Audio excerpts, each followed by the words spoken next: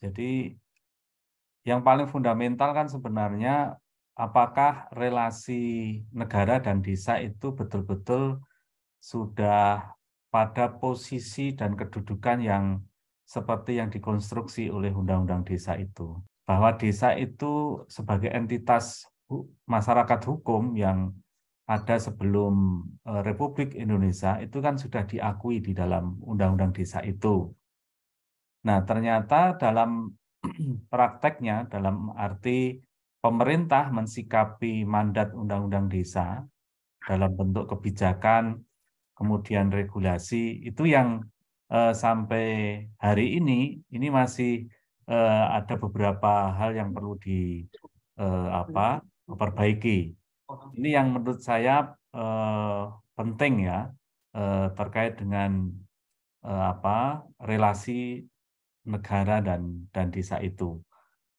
Nah, karena itu sekarang yang menjadi masalah utama adalah bagaimana setelah 9 tahun ini, apakah betul-betul desa itu terakui sebagai entitas masyarakat hukum yang itu betul-betul direalisasikan oleh pemerintah melalui kebijakannya. Sekarang ini desa dalam berrelasi dengan negara masih dalam bayang-bayang pengaturan. Jadi 9 tahun ini bisa diringkas menjadi drama pengaturan terhadap desa oleh pemerintah, baik pusat maupun pemerintah daerah. Sehingga apa yang dicita-citakan oleh Undang-Undang Desa masih banyak yang belum tercapai.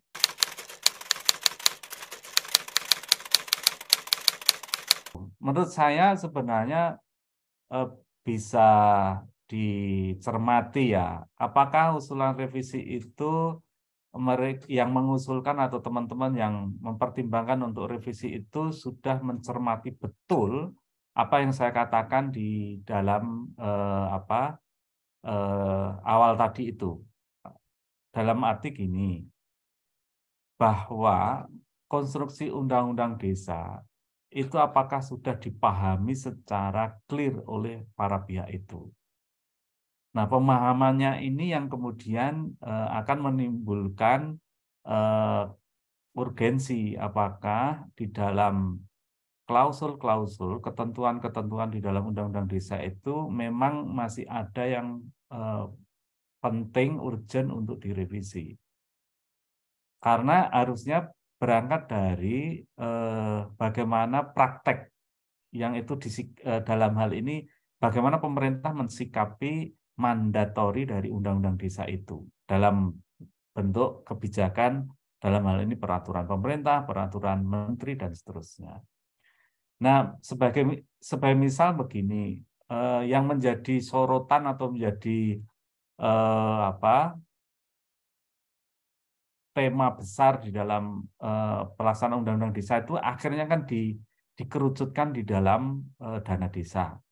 Padahal kalau kita menelisik dari soal keuangan desa, ini kan di pasal 72 Undang-Undang Desa bahwa dana desa itu memang menjadi salah satu sumber keuangan desa. Ya. Tetapi kenapa kemudian selama 9 tahun ini justru hanya satu dana desa itu yang menjadi concern, karena memang jumlahnya besar dan itu berasal dari APBN. Ya, nah kalau mau kita melakukan wacana revisi, menurut saya ini ada hal yang krusial. Dalam hal ini adalah Peraturan Pemerintah Nomor 60 Tahun 2014 tentang prioritas penggunaan dana desa. Kenapa kepala desa atau orang-orang yang berdiskusi dengan teman-teman kepala desa itu akhirnya memunculkan gagasan memperpanjang masa jabatan atau menjadikan masa jabatan satu periode kepala desa itu menjadi 9 tahun dari 6 tahun yang dirumuskan di dalam Undang-Undang Desa. Itu sebenarnya akan masalahnya karena pengaturan tadi itu. Jadi pemerintah itu salah dalam memahami mandatori ataupun paham yang ada di dalam Undang-Undang Desa. Konstruksi di dalam Undang-Undang Desa itu disalahpahami oleh pemerintah atau tidak sekedar disalahpahami, jangan-jangan terjadi pembelokan ya, pemahaman dari mandatori Undang-Undang Desa itu. Salah satu bukti sebenarnya yang sudah kita lakukan riset dan penelusuran itu salah satunya ya dana desa tadi itu. Dana desa itu. Nah, karena dalam situasi yang tidak leluasa, itulah yang kemudian apa yang jadi imajinasi kepemimpinan atau kekuasaan kepala desa itu menjadi ruang geraknya menjadi sempit. Nah, karena ruang geraknya menjadi sempit, saya membaca itu kemudian muncul ide, nah kami ini menjadi kepala desa, menjadi pemimpin di desa, maunya bisa melakukan ABCDE sesuai dengan janji-janji politik waktu pemilihan kepala desa itu. Tiba-tiba setelah menjadi kepala desa 1 tahun, dia sibuk dengan urusan internal, residu Pelkades masih terjadi, tahun kedua konsolidasi, tahun ketiga mulai nyadar bahwa dirinya itu tidak bisa leluasa menjadi penguasa di desa karena dia harus tunduk patuh kepada ketentuan-ketentuan beban-beban administrasi yang itu diperintahkan dari atasan atau dari supradesa. Apakah itu pemerintah daerah kabupaten, kota, provinsi, bahkan dari pemerintah pusat. Partisipasi masyarakat desa dalam urusan pembangunan desa, ini sebenarnya kalau mengikuti konstruksi Undang-Undang Desa, terutama di pasal-pasal tentang perencanaan pembangunan desa, tentang musyawarah desa, itu sebenarnya ruang itu dibuka secara leluasa. Makanya dulu kita pernah menerbitkan buku soal bagaimana situs baru demokrasi lokal itu. Karena sebenarnya Undang-Undang Desa itu bisa melahirkan kesempatan demokratisasi desa itu menjadi lebih baik. Bahkan demokratisasi di Indonesia itu menjadi lebih esensial berangkat dari praktek-praktek di desa. Cuma masalahnya begini, Mbak dan Mas. Jadi persoalannya sekarang ini adalah ruang-ruang partisipasi, arena partisipasi masyarakat desa atas proses pembangunan mulai dari perencanaan, pelaksanaan, monitoring, evaluasi, dan pertanggungjawaban, itu kan kemudian tidak bisa menjadi leluasa lagi karena proses pembangunan desa itu kemudian didriven dengan pedoman-pedoman yang itu menyebabkan desa itu tergesa-gesa di dalam menjalani proses itu. Kalau orang Jawa bilang kemurungsung, jadi tergesa-gesa. Tidak ada waktu yang longgar yang memungkinkan orang-orang di desa itu duduk dengan tenang, duduk bersama, deliberasi ya, bermusyawarah dengan tenang, dengan cermat untuk menentukan sesungguhnya apa yang akan kita bangun di desa itu. Dan bagaimana suara-suara baik kaum perempuan, kelompok marginal, kelompok difabel, orang-orang yang selama ini terpinggirkan dari arus pembangunan gaya-gaya Orde Baru, itu kemudian bisa diperbaiki dengan cara meningkatkan kualitas partisipasi atau deliberasi tadi itu. Nah, pemerintah daerah provinsi, pemerintah daerah kabupaten kota, seharusnya menengok mandatnya itu mulai dari pasal 112, pasal 113, 114, dan 115 di Undang-Undang Desa. Karena peran utama atau mandatori utama mereka itu adalah pembinaan dan pengawasan. Ditengok coba itu pasal 112 itu. Jadi bagaimana sesungguhnya peran pembinaan dan pengawasan itu harus dilakukan oleh 3 layer pemerintahan itu. Pemerintah pusat di 113, pemerintah daerah provinsi di 113 dan pemerintah daerah kabupaten kota di 115.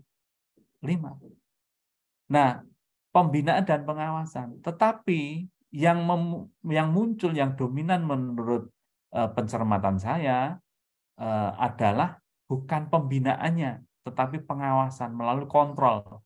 Jadi bagaimana kebijakan dalam bentuk peraturan, kemudian program kegiatan itu lebih nuansanya itu melakukan kontrol. Kontrol itu sebenarnya di balik itu sebenarnya para pihak atau pemerintah itu tidak percaya kepada desa. Makanya dikontrol. Nah, yang menjadi tantangan selama 9 tahun pelaksanaan Undang-Undang Desa ini adalah bagaimana pemerintah, baik di tingkat pusat maupun daerah itu membuat satu formulasi pendidikan pelatihan yang itu betul-betul substansial, betul-betul tepat sasaran, dan betul-betul bisa mengungkit kemampuan kapasitas orang-orang di desa, baik pemerintah maupun masyarakatnya.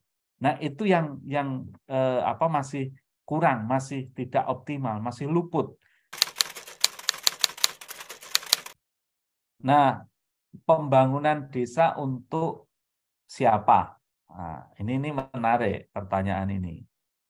Bahwa memang selama 9 tahun pelaksanaan Undang-Undang Desa ini, terlihat sekali di desa itu ada kegiatan yang itu dilakukan oleh desa. Dalam hal ini dikelola oleh pemerintah desa. Iya, karena memang itu mandatori di dalam Undang-Undang Desa bahwa urusan pembangunan di desa itu yang menjadi kewenangannya desa. Karena memang desa diakui mampu untuk melakukan pembangunan desa. Karena itu dana desa itu sebenarnya yang dari APBN itu dialirkan oleh negara, dalam hal ini pemerintah pusat, memang berangkat dari asas pengakuan atas kemampuan desa di dalam menjalankan pembangunan itu. Yang menjadi soal lagi-lagi, di dalam peraturan pemerintah nomor 60 tentang prioritas penggunaan dana desa itu, penggunaan dana desa itu sudah dipersempit loh prioritasnya itu. Dari 4 bidang menjadi 2 bidang hanya untuk pembangunan dan pemberdayaan masyarakat. Nah, ini yang kemudian banyak orang yang tidak ngeh terhadap itu. Sehingga yang terkesan sekali, nampak terasa, sekarang ini pembangunan fisik. Jadi infrastruktur, sarana prasarana. Itu yang kemudian diprioritaskan memang juga di dalam penggunaan dana desa. Dan itu yang tangible, yang bisa dilihat, dirasakan di dalam hasil-hasil pembangunan, sarana prasarana, infrastruktur desa. Dan pemberdayaan itu bisa jadi larinya kepada pelatihan-pelatihan. Apakah kemudian soal sosial budaya masyarakat itu bisa tumbuh kembang nggak? Nah, itu yang samar-samar.